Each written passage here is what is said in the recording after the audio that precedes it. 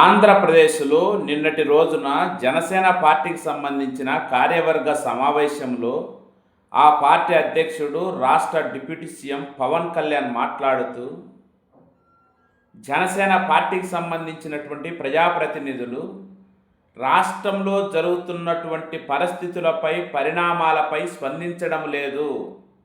ఎందుకు స్పందించట్లేదు? మనం కూటమిలో భాగంగా ఉన్నాం. ఇది కేవలం తెలుగుదేశం ప్రభుత్వం మాత్రమే కాదు, మనం కూడా అందులో భాగస్వామ్యంలో. నేను కూడా డిప్యూటీ సీఎం అనేటువంటి విషయం మీరు గుర్తుపెట్టుకోవట్లేదు. అనేక పరిణామాలపై అటువైపున వైఎస్ఆర్ కాంగ్రెస్ పార్టీ ప్రభుత్వం పైన దుమ్మెత్తిపోస్తుంటే దానికి కౌంటర్గా సమాధానం ఇచ్చేటువంటి స్థితిలో ఎందుకు లేకన్నా ఉన్నారు? ఇంత నిస్తేజమైనటువంటి రాజకీయాలు అవసరమా? నేను ఎంతో కష్టపడి ఈ పార్టీని ఈ స్థాయికి తెచ్చాను. చాలామంది స్పందించట్లేదు. ప్రతిదానికి నేనే స్పందించాలనా?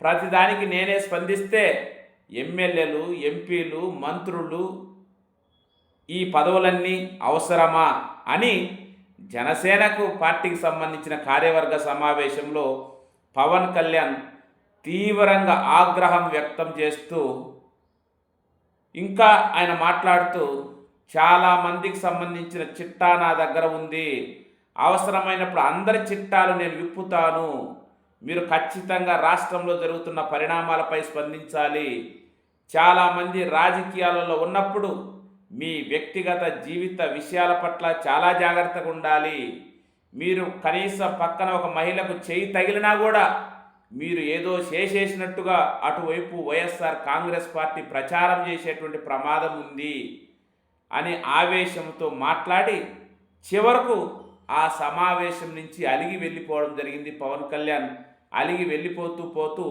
ఈ సమావేశాన్ని కొనసాగించమని పార్టీలో కీలక వ్యక్తి అయినటువంటి నాదెండ్ల మనోహర్ గారికి అప్పచెప్పి వెళ్ళిపోవడం జరిగింది.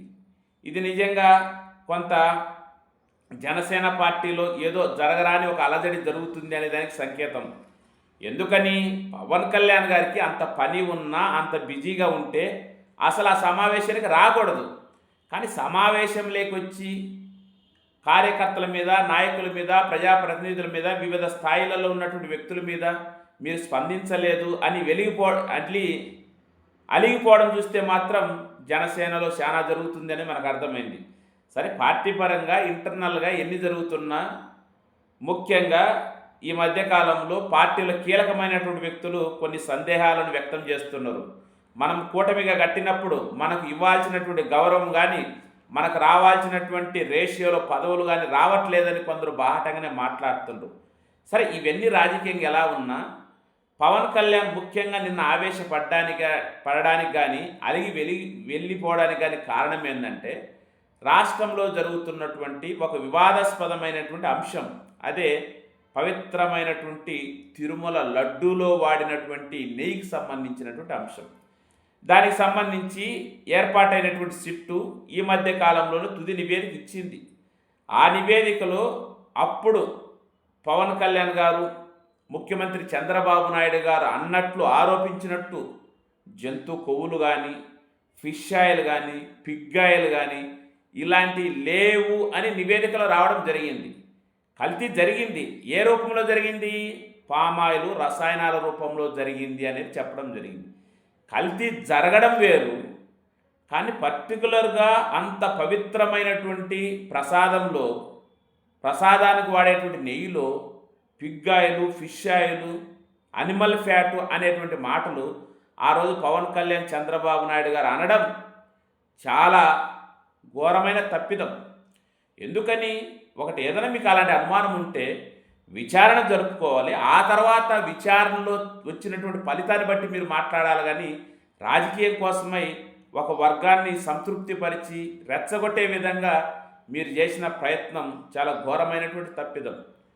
ఇప్పుడు పవన్ కళ్యాణ్ గారు ఇదే ఆయనకు బాధ. మీరు ఎందుకు స్పందించట్లేదు? ఏం స్పందిస్తారు? ఆ రోజు మీరు ఊగిపోయినరు, ప్రయాచిత దీక్ష అని ఆ మెట్లు గడిగినరు, ఈ మెట్లు గడిగినరు. కానీ మీరు చేసిన ఆరోపణలు వేరు, ఈరోజు ఇక్కడ సిట్టు నివేదిక ఇచ్చినటువంటి దాంట్లో ఉన్నటువంటి విషయాలు వేరు కదా. ఏం స్పందిస్తారు? ఆ రోజు పవన్ కళ్యాణ్ ఏమనలేదని స్పందించాలనా?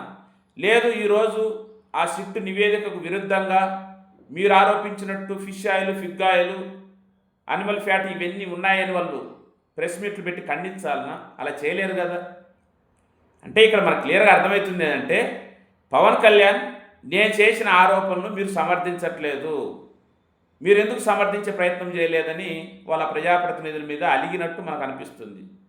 అదే సందర్భంలో పవన్ కళ్యాణ్ కూడా వాళ్ళ పార్టీకి సంబంధించిన వివిధ స్థాయిలో ఉన్నటువంటి వ్యక్తులను కూడా బ్లాక్మెయిల్ చేస్తున్నాడు. మీ చిట్టా నా దగ్గర ఉంది అని. ఏం చిట్టా మీ దగ్గర ఉంది అంటే కొన్ని విషయాలు బయటకు వస్తుండేలే. ఈ జనసేన పార్టీకి సంబంధించిన చాలా నియోజకవర్గాల్లో ఆ కిరణ్ రాయలు, మొన్న ఆరవ శ్రీధరు, మొన్న సూర్యచంద్ర, ఇంకొక ఆయన ఎలమెంచుల ఎమ్మెల్యే, ఇలా చాలామంది అక్కడక్కడ నియోజకవర్గాల్లో మహిళలను చెరబడుతుండ్రు. అలాంటి చిట్టాలు ఏమైనా పవన్ కళ్యాణ్ దగ్గరంగా చాలా ఉన్నాయా? ఉంటే బయట పెట్టండి సార్. లేదు పవన్ కళ్యాణ్ గారు చాలా మోరల్ వాల్యూస్ చెప్తుంటాడు ఈ సొసైటీ కోసం, కానీ వాటిల్లో ఎక్కడ కానీ పాటించే విషయంలో అట్టడుగున ఉన్నటువంటి పార్టీ కానీ వ్యక్తి కానీ ఎవరన్నంటే పవన్ కళ్యాణ్. ఎందుకని? ఆడబిడ్డ జోలికి వచ్చినా, ఆడబిడ్డ వైపు చూడాలన్నా ఏదేదో చేసేస్తానన్నాడు. కానీ ఇల్లు ఆడబిడ్డలు చెరబడుతుంటే ఏం చేస్తారు? ఇక్కడ భలే తమాషగా ఉంది. ఫస్ట్ టైం చూస్తుండ ఒక రాజకీయ పార్టీలో పార్టీ అధ్యక్షుణ్ణి ప్రజాప్రతినిధులు లేదా కార్యకర్తలు బ్లాక్మెయిల్ చేస్తే ఆయన సొంత క్యాడర్నే బ్లాక్మెయిల్ చేసే స్థితికి వచ్చిండు. అంటే నేను గతంలో ఆరోపించిన ఆరోపణలు నిజమని మీరు ఖండిస్తారా లేదా అని వాళ్ళ మీద ఒత్తిడి తెచ్చున్నాడు. మీరు గిన అలా ఖండించలేకపోతే మీ విషయాలని నేను బయట పెడతానంటున్నాడు. భలే ఉంది తమాషగా. ఏం ఖండిస్తారు సార్? ఎన్నికలకు ముందు అధికారం కోసమై మీరు మాట్లాడినటువంటి మాటలు ఒక భారీ గుర్తుకు తెచ్చుకుంటే 30,000 మంది మహిళలు మిస్ అయిపోయినారన్నారు. అధికారంలోకి వచ్చి 2 ఏళ్ళు అవుతుంది. ఎక్కడ నిరూపించగలిగినరా? దాని మీద ఏం మాట్లాడతారు జనసేన కార్యకర్తల నాయకులు? ఏం మాట్లాడతారు చెప్పండి? మీరే నిరూపించలేనప్పుడు వాళ్ళు ఏం మాట్లాడాలి? తర్వాత అవినీతి గురించి పెద్ద పెద్ద మాటలు మాట్లాడారు.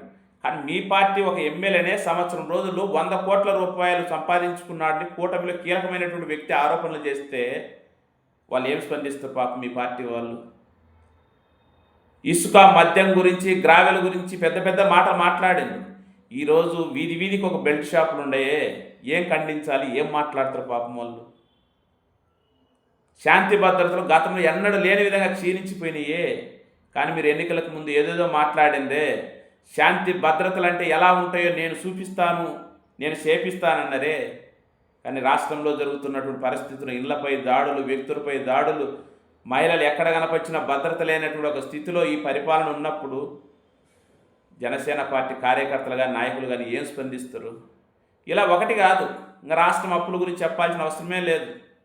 జగన్ నువ్వు ఇస్తున్నటువంటి సంక్షేమం మీ ఇంట్లో తీయట్లేదు, అప్పులు తెచ్చి చేస్తుండవు, మేము అధికారం లేకొచ్చే మా పితృ సమానుడు, అనుభవజ్ఞుడు చంద్రబాబు నాయుడు గారు సంపదను సృష్టిస్తాడు అని చెప్పిండ్రు. కానీ ఇప్పుడు చూసి తీరా 20 నెలలకే 3 లక్షల కోట్ల పైన అప్పులు చేసిండ్రు. దాని మీద ఏం మాట్లాడతారు పాపమిల్ల?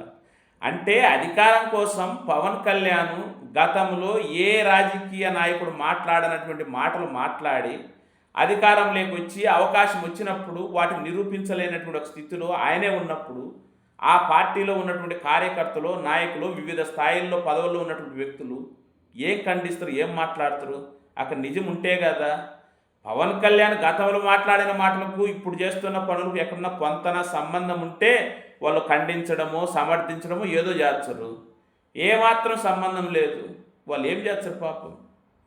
మీరు సమావేశం నుంచి అలిగి వెళ్ళిపోవడం అది మీ అంతర్గత విషయమైన వాస్తవాలు అయితే ఇయే. చూడండి ఎంత తమాషగా ఉందో. సొంత పార్టీ నాయకుల చిట్టానే విప్పే స్థితిలోకి ఒక పార్టీ అధ్యక్షుడు వచ్చినాడంటే ఆ పార్టీలో అంతర్గతంగా ఏం జరుగుతున్నట్టు, అవినీతి పరంగా ఏం జరుగుతున్నట్టు, శాంతి భద్రతల విషయం ఏం జరుగుతున్నట్టు, ముఖ్యంగా మహిళలకు సంబంధించినటువంటి అంశంలో జనసేన మీద ఉన్నటువంటి ఒక ముద్ర, ఇవన్నీ రాష్ట్ర ప్రజలకు తెలుసు. కానీ ఒక అవకాశం వచ్చినప్పుడు వాళ్ళే నిరూపించుకుంటున్నారు. ఇది ఫస్ట్ టైం అబ్బా మన తెలుగు రాజకీయాల్లో పార్టీ కార్యకర్తల మీద, నాయకుల మీద ఒక పార్టీ అధ్యక్షుడు బ్లాక్మెయిల్ చేయడం చూద్దాం ఇంకా ముందు ముందు ఏం జరుగుతుందో మరి.